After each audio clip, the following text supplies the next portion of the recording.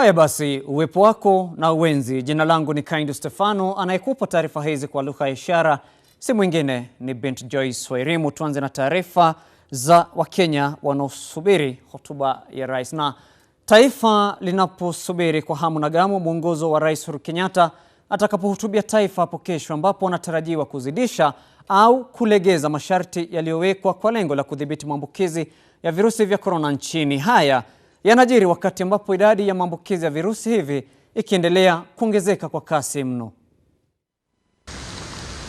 Na jinsi muda unavyozidi kuyoyoma kuelekea siku ya Jumatatu, ndivyo hamu ya Wakenya inavyozidi kupanda, wakisubiri tamko la Rais Uhuru Kenyatta ambalo huenda likalegeza masharti ya kudhibiti maambukizi ya virusi vya korona, kama vile kafyu na makataa ya kutoka au kuingia katika baadhi ya kaunti humu nchini. Fungulie watu wajilinde wenyewe na waamulie kila mtu pale alipo. Kifo ni kibaya, na wewe vile ulivyo unataka uhuru, ufanye vile serikali inataka, na afungue vijana wao uhuru wapate siku zao za kila siku. Sababu ukifunga kama huyu, kimfungia atakulaji na bibi na watoto. Inatakiwa kama ingekuwa napewa pesa na kitu kingine wangege stendi ingekuwa sawa. So kwa hivyo afungue na wapatie uadilifu na watu wenyewe wajichunge. Wakenya wanaendelea kutoa matarajio mseto, huku macho yote yakiwa katika ikulu ya rais. Ningependa Uhuru afungue magari, watoto waende shule, kanisa zifunguliwe. Tumekaa kwa nyumba tumechoka. Na alafu vijana tuko wengi, tuna hustle, tunataka afungue makazi, asitukazie sana, tumeumia. Zikiwa zimepita siku 100 tangia Kenya itangaze kisa cha kwanza cha virusi vya korona, tangazo ambalo lilibadili ukawaida wa Wakenya kwa kiasi kikubwa, Rais Kenyatta anakumbwa na wakati mgumu wa kufanya uamuzi wa kufungua uchumi wa taifa ambao umepata pigo kubwa kutokana na janga la virusi vya korona, huku mamilioni ya watu wakipoteza ajira na wengine wengi wakipunguziwa mishahara. Kwa upande mwingine, kuna tishio kubwa la picha halisi ya ugonjwa wa COVID-19 humu nchini, kwani katika muda wa wiki moja iliyopita, Kenya imekuwa ikisajili ongezeko la visa vya maambukizi ya COVID-19. Nikiripotia Mwanga wa Ebru, jina langu ni Busara na Aman. Na kufuatia hilo, Wakenya wametoa wito kwa Rais Uhuru Kenyatta kulegeza masharti yaliyowekwa kuzuia kuenea kwa virusi hivyo vya COVID-19. Baadhi ya Wakenya tuliozungumza nao kutoka hapa jijini Nairobi na kaunti ya Mombasa wanashikilia kuwa masharti hayo yameathiri pakubwa biashara zao na maisha yao ya kila siku, huku wengi wakikosa cha kutia kinywani wala kulipa kodi ya nyumba. Naonelea kwamba kwa swala la kufungua hata usafiri kutoka kaunti hii mpaka lingine, tafadhali hiyo bado isifanyike, sababu ikifanyike hivyo mjua Wakenya wamekuwa kwa hiyo muda yote Wakenya wamekuwa kama wafungwa. Wakiweza kufunguliwa kusafiri, kwa kweli magonjwa hasa yataenea zaidi. Kenya naweza taka sana Uhuru afungue kanisa, ndio tuombee hii ugonjwa ya corona ishe. Lakini sasa kufungua inakuwa ni shida juu sasa kama corona inaendelea kuongezeka watu, na akifungua si ndio watakufa kabisa. Sasa ile kitu atafanya alete chakula mingi. Tunaomba tufungulie tu boda. Maombi yetu kama sisi tumeumia sana. Matatu sekta tumeumia sana. Kitu ya kwanza ni hii, Uhuru atafungua, si ndio? Amefunga nini? Kama kila kitu inaendelea kama kawaida, amefunga nini? Sioni. Unaona? Kama ni pombe watu wanakunywa, kama kwa hiyo hata misa hii nimekunywa, wengine wamekunywa. Kanisa, watu wanaenda kanisa ndio tumekosea Mungu sana. Watu wengine wanapenda sadaka mingi, that's why complain kanisa. Saa hii watu ambao wamekuwa beggars, na nafikiri serikali itaki hivyo. Tunaomba serikali Monday wajue vile watafungua mabasi, watupatie masharti. Niko na watoto 4 na ninalipa nyumba, na wana baba, mimi ndio baba na mimi ndio mama, ndio nawalisha, na sina tegemeo lingine. Tegemeo yangu ni ile mbaya, na tushafunga, nifanye nini? Bila shaka la kushangaza ni kwamba kuna wale ambao maisha yanaendelea kawaida, hawajui kama kumefungwa ama bado hakujafungwa. Tukiachana hayo ni kwamba visa vya maambukizi ya corona vimefikia 7886 baada ya watu wengine 309 kupatikana na virusi hivyo vya COVID-19. Abdiaziz Hashim na taarifa hiyo. Baadhi ya Wakenya wana matumaini kwamba marufuku yaliyowekwa kudhibiti usafiri hadi kwenye baadhi ya kaunti kama vile Nairobi yataondolewa. Hili huenda likawa kitendawili kwani idadi ya watu wanaopatikana na virusi vya corona inazidi kuongezeka. Nonetheless, the growing number of positive cases indicates that the containment measures are not fully adhered to.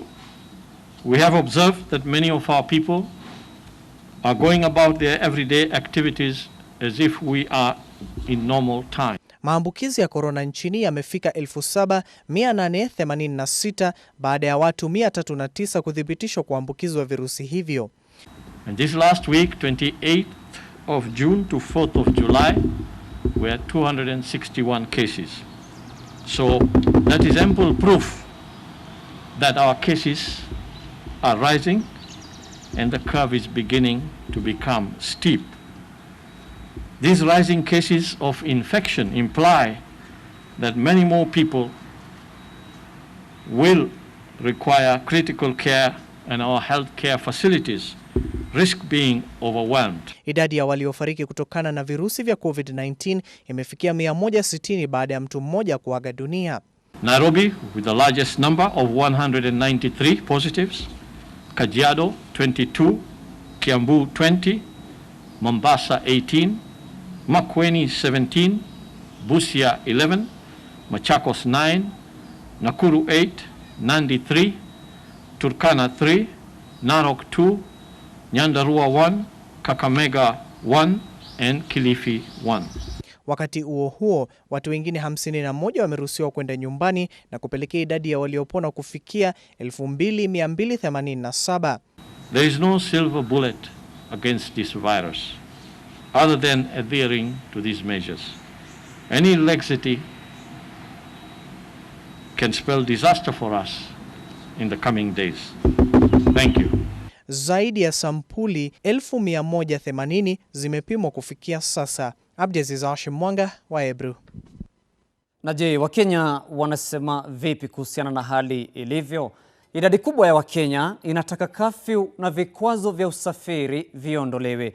Hii ni kulingana na utafiti wa kampuni moja ya utafiti inayosema kuwa 59% imekiri kuathirika pakubwa kiuchumi kufuatia marufuku ya kutotoka Nairobi. Rais Uhuru Kenyatta anatarajiwa kuhutubia taifa Julai 6 ambapo ni kesho, huku Wakenya wengi wakisubiri hotuba hiyo kwa hamu na gamu. Utafiti uliofanywa na kampuni moja ya utafiti humu nchini umeangazia hali ya kafyu na marufuku yaliyoko kwa sasa kama njia ya kudhibiti kusambaa kwa maradhi ya corona. 59% ya Wakenya inataka vikwazo vilivyoko viondolewe ili watu warudi kujijenga kiuchumi, ingawa bado wana hofu ya maambukizi kuongezeka. Thuluthi ya Wakenya ina fikra tofauti. 39% inataka vikwazo vibaki ili maambukizi yasisambae, kumaanisha maisha yataendelea kuwa magumu kwa wengi. 35% ya Wakenya imethibitisha kupoteza pakubwa mapato ya kila siku, huku 62% ya Wakenya inayotaka vikwazo vibaki pia ikikariri kupoteza mapato yake. Kulingana na utafiti huo, 89% inataka vikwazo vya usafiri viendelee, huku 79% ikitaka kafyu kuendelea ila masaa ya kafyu yalegezwe. 54% imesema imeshindwa kutembea mashinani kuwaona wapendwa wao, aidha kuwasabahi au kwa masuala ya kiuchumi. 13% ya Wakenya imeshindwa kuvuka mipaka ya Nairobi ili kufanya kazi zao za kila siku, huku 14% ikishindwa kusafiri kikazi na kufanikisha masuala mengine. Hapo wiki jana, shirika la utafiti wa afya lilikadiria kuwa watu 550 kaunti ya Nairobi na wengine 1,100 kaunti ya Mombasa wamepata virusi vya corona bila kujua na kupona na kisha kupata kinga dhidi ya maradhi hayo. Wanasayansi wanakadiria kuwa takriban watu milioni 2.6 tayari wana virusi vya corona. Hii ni baada ya majaribio ya damu iliyotumika kutafuta kinga ya corona kutekelezwa na taasisi husika. Utafiti huu ulifanyika Juni 2 na 15 jijini Nairobi maeneo ya Huruma, Kibera, Mathare, Korogocho, Mukuru kwa Jenga na Kawangware. Kwenye utafiti huu, watu 306 walikuwa ni wanaume huku 273 wakiwa ni wanawake. Ufanisi na dosari ikijumuisha na kutoa 4.1%. Haya basi, tuangazie wanabiashara katika jiji, haswa wanauza nguo ambazo ni za mkono wa pili. Na muungano wa wanabiashara wa mitumba nchini wameiomba serikali kutupilia mbali kibali cha kuwanyima fursa ya kuagiza mizigo kutoka nje ya taifa kwa madai ya tahadhari za maambukizi ya virusi vya korona. Wanachama hao wamesema hatua hii ya kupiga marufuku biashara zao imeathiri pakubwa kazi zao, hasa kwa kupata riziki ya kila siku ambayo imesababishwa na ukosefu wa kazi. Mwanahabari wetu Jeff Haimba anakupa uhalisia wa taarifa hiyo. Macho ya Wakenya yamechomozwa kwa Rais Uhuru Kenyatta kuhusu taarifa yake hapo kesho. Wadogo kwa wakubwa wanasubiri kwa hamu na gamu iwapo Rais Uhuru Kenyatta atafungulia miji mikuu miwili ya Nairobi na Mombasa, na vilevile kutoa mwelekeo wa afya, ambapo wengi wa Wakenya wanasema kuwa imeathiri pakubwa sekta ya biashara. Sekta hizo zilizoathirika ni wale wanabiashara wa mitumba, ambapo serikali ilipiga marufuku uagizaji wa nguo za mitumba na viatu kutoka ughaibuni. Kwa sababu tunapoangalia kwamba mitumba kabla ifike katika taifa letu la Kenya huwa inakaa kwa port kama around 2 months to 3 months ndio iweze kufika katika bandari ya Mombasa. Kwa hivyo kumaanisha kwamba kama COVID-19 itakuwa kwa hizo manguo, ina maana yake itakuwa ishakufa tayari. Anapofungua nchi atufungulia hii kazi ya mitumba iingie. Tunahofia sana kwa sababu wale watu ambao ni importers wameanza kufunga godown zao na kwenda nyumbani. Nchini Kenya, soko la Gikomba na Marikiti ni miongoni mwa soko kubwa zinazojulikana kwa biashara za nguo na viatu za mitumba. Our CS Betty is working together with a committee of experts, being KEMRI and KEMSA, to advise on the way forward on the issue of importation of used clothing. So we are waiting upon that. The way forward was to come up with protocols, giving guidelines to how we can continue with the business. Tukiendelea hivi, vijana wenzangu hawataangalia jamii zao wakikufa njaa kwa sababu ya COVID-19. Tutatokelezea, tutawaitisha jenye mmefanya kazi, kwa sababu sisi beba tuna vijana na kuna wazee na tunakula kwa hii kazi ya kubeba. Serikali kupitia Wizara ya Viwanda ilipiga marufuku uagizaji wa mitumba ikihofia kuwa itachangia pakubwa kwa maambukizi ya virusi vya korona, hali wanayokanusha. Ofro tumesikia vile tunasumbuana na wake zetu kule nyumbani. Na vifo zimeanza kuingia sababu tunaitizwa pesa ambayo hakuna. Inabidi saa zingine tunapiganaga kidogo hii mambo iende chini. Stress iende chini. The mitumba sector employs about 10% of the extended labor force, which translates to approximately 2 million people. We believe that we have reached balanced stage where measures to save lives and livelihoods have been taken, and the time to recede the ban on second-hand clothes is here. Utakuja ni kuonyesha vijana wengi ambao wametoka universities, wametoka colleges, na niko na wao kwa hii chama yangu ya beba sako Gikomba. Nguo na viatu hutegemewa sana na watu wenye mapato ya chini kutokana na bei yake nafuu. Kadhalika wauzaji wa nguo hizo, wasafirishaji, waagizaji wote huzitegemea kupata mkate wao wa kila siku, ambapo imechangia pato la nchi na ajira kwa maelfu ya watu ambao hudumu katika biashara hiyo. Nikiripotia Mwanga wa Ebru, jina langu ni Jeff Haimba. Haya basi, tukiachana hayo ni kwamba mswada wa afya ya uzazi unaopigiwa upatu na seneta wa Nakuru Susan Kihika unazidi kuzua tumbo joto miongoni mwa Wakenya wa matabaka mbalimbali. Mashirika 25 yanayoshughulikia haki za kibinadamu yamekashifu wanaopinga mswada huu na kusema uavyaji mimba unakubaliwa nchini ila kwa mapendekezo yanayoidhinishwa na katiba. Katika kipengee cha 26 cha mswada huo, uavyaji mimba utatekelezwa kwa maoni ya wataalam wa masuala ya afya iwapo kuna haja ya matibabu ya dharura au maisha au afya ya mama imo hatarini. Hata hivyo, mashirika ya kidini na taasisi zingine nchini zimeonyeshia kidole cha lawama wabunge wanaounga mkono mswada huo, wakisema wanatumiwa na mataifa ya kigeni. As mothers and life givers in Kenya, we urge our legislators to stop dancing the tune of foreign powers and to please give us a health bill that is family supportive and family friendly. Mambo ya utoaji wa mimba tumekataa kama wamama wa Kristo wa Jamhuri ya Kenya. Tumesema ya kwamba tungetaka kila mtu apewe heshima yake ya kuishi. Katika mkutano pamoja hii leo, mashirika 25 yanayohusika na haki za kibinadamu yana mtazamo tofauti. It is very clear that the women of Kenya woke up very early one morning in 2010 to vote for the constitution to save their lives. It is the women of Kenya who die out of unsafe abortion. It's the women and girls of Kenya who get pregnant out of rape. It's the women of Kenya who needs these laws and bills. When we say that it is a Western agenda, I don't know if the Western, I don't know if it's the West that makes women and girls pregnant out of rape. I don't know if it's the Western women who die. It's only that we are moralizing the whole issue, and that's why our young girls do not have options. They are stigmatized and they cannot access services.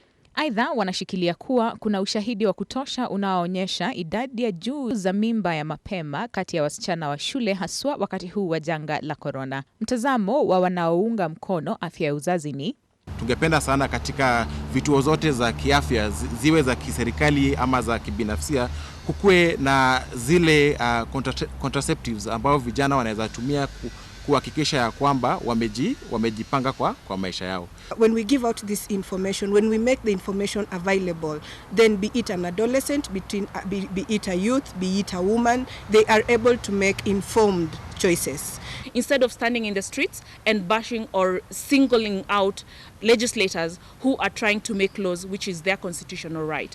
The right process should be followed, and at this point, if people do not agree with certain aspects of the bill, the right thing would be to put in a memorandum towards Parliament and putting in across the recommendation that they would like to see implemented in the bill. Mswada huo uliowakilishwa na seneta wa Nakuru Susan Kihika unazidi kupata upinzani mkali, huku seneta huyo akisema wanaopinga hawajaelewa lengo la mswada huo. Winnie Lubembe, Mwanga wa Ebru, Nairobi. Bila shaka ni sauti yake Winnie Lubembe akiangazia utata wa mswada ulioko mbele ya Seneti.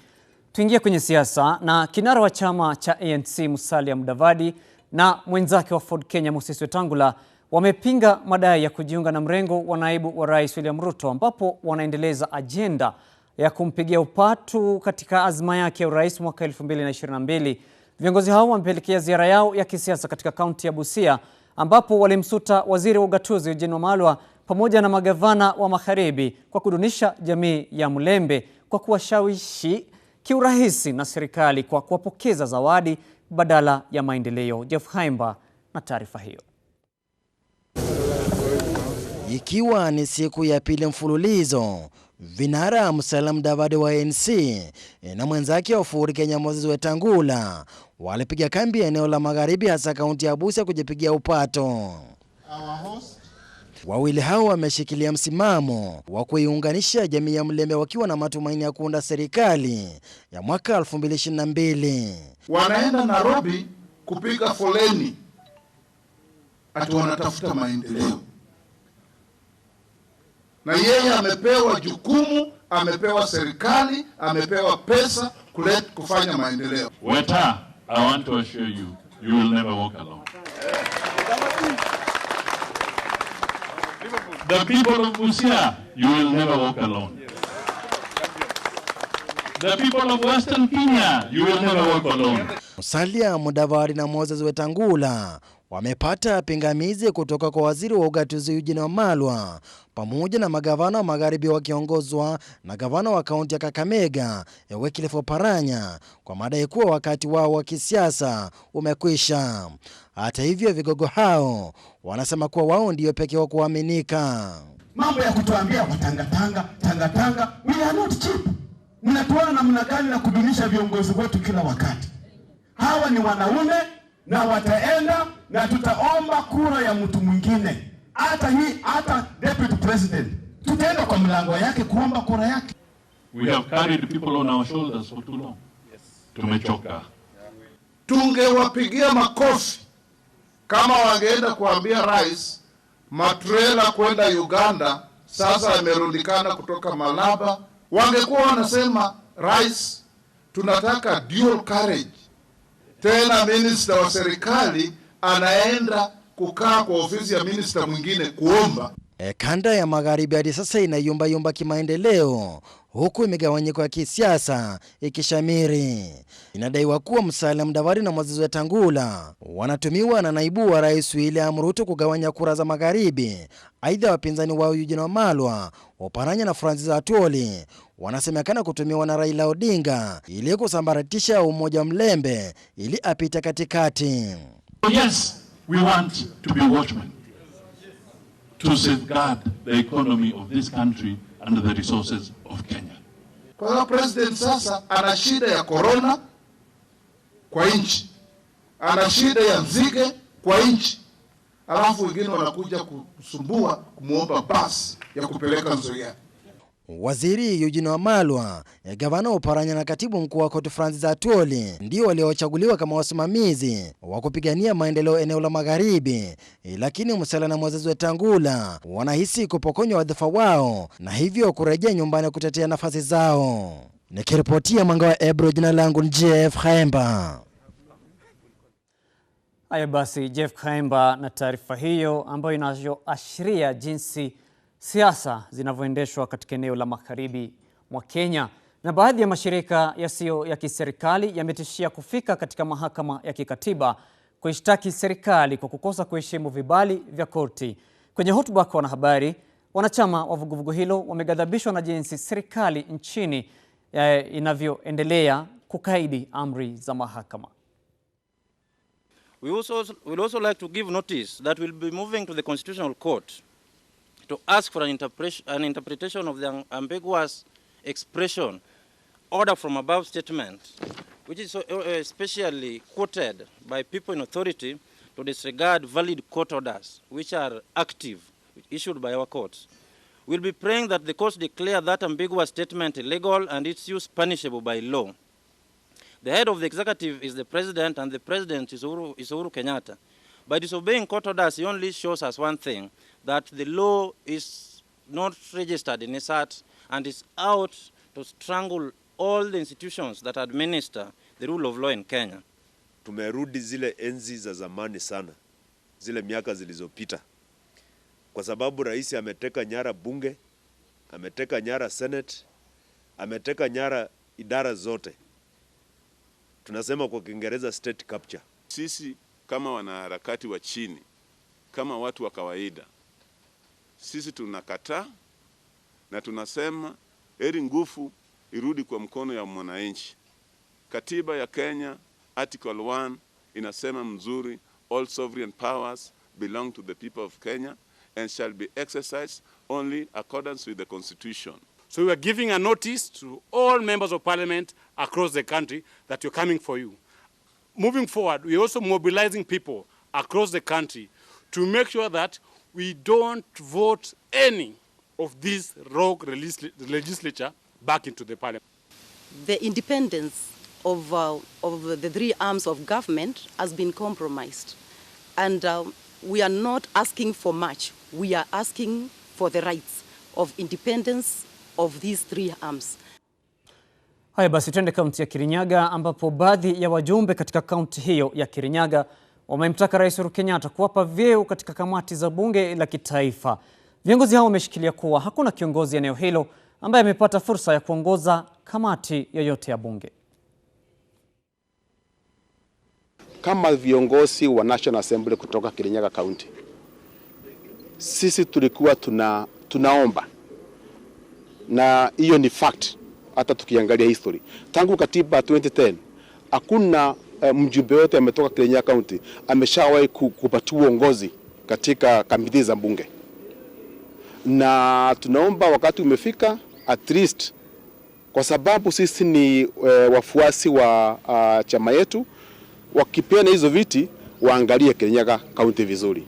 Na pia tunaomba kwa zile kamiti ambazo ziko na big four agenda, kama kamiti ya health, kamiti ya energy, kamiti ya transport, kamiti ya environment and irrigation, kamiti ya agriculture, kamiti kama hizo, at least kila kamiti tuwe tumewekewa mtu moja, na ndio na kamiti kama za select ya budget, kamiti kama hizo, kwa sababu tukiwa kwa hizo kamiti tutakuwa na uwezo pia wa kutetea watu wetu na kuangalia maslahi ya Kirinyaga County imetimiza. Sisi tumeangalia ile proposed list na tumeona ya kwamba katika zile agenda 4 hatuko ndani vilivyo, na ndio tumepropose katika ile barua tumeandika kwa leader of majority zile kamati ambazo tungetaka sisi wote tuwe tunachangia. Na tumesema ya kwamba hatusemi mambo ya road deal. Sisi ni kuangalia, tumeangalia tukaona katika agenda 4 tuko na mambo kama sasa. Kwa mfano, hatuna mtu katika energy, hatuna mtu katika transport, hatuna mtu katika agriculture, hatuna mtu katika environment, water and environment. Sasa na energy pia hakuna. Sasa mkiangalia hizo zote ni zile zinachangia katika agenda 4. Na wakati tuna mtu huko, yeye ndio ataweza kuwakilisha maslahi ya Kirinyaga, ndio tutaweza kuwa tunachangia katika sehemu zote za agenda 4. Kwa hivyo it's not about road deal, it's about us getting what we think we will be able kusaidia rais wetu katika maono yake ya agenda 4. Sasa ningetaka kuomba viongozi ambao wamepewa jukumu la kuongoza pale katika bunge la kitaifa, National Assembly, wafikirie viongozi wa Kirinyaga ndio wapewe kamati ambazo zitaweza kuwasaidia hapa mashinani. Haya basi, kufikia hapo sina la ziada, ila nikupe shukrani zangu za dhati kwa kujiunga nami tangia mwanzo hadi sasa hivi tunapokamilisha taarifa za siku ya leo. Ila naomba popote unapotazamia, hakikisha kwamba unachukua jukumu lako binafsi kuhakikisha kwamba virusi hauvipati na kuwa takwimu, ila unajikinga na kuwakinga uwapendao pale nyumbani na pia marafiki kazini na pia nje, popote unapotangamana na mtu yeyote. Huku tukiendelea kusubiri hotuba ya Rais Uhuru Kenyatta, tuendelee kwa wema ambao watu wanaofahamika kama wanaoshika na kuelewa matayarisho na yale ambayo yanatakikana na Wizara ya Afya. Jina langu ni Kaindo Stefano, aliyekupa taarifa hizi kwa lugha ya ishara si mwingine ni Binti Joyce Wairimu. Kila siku tenda wema, nenda zako. Kwaheri.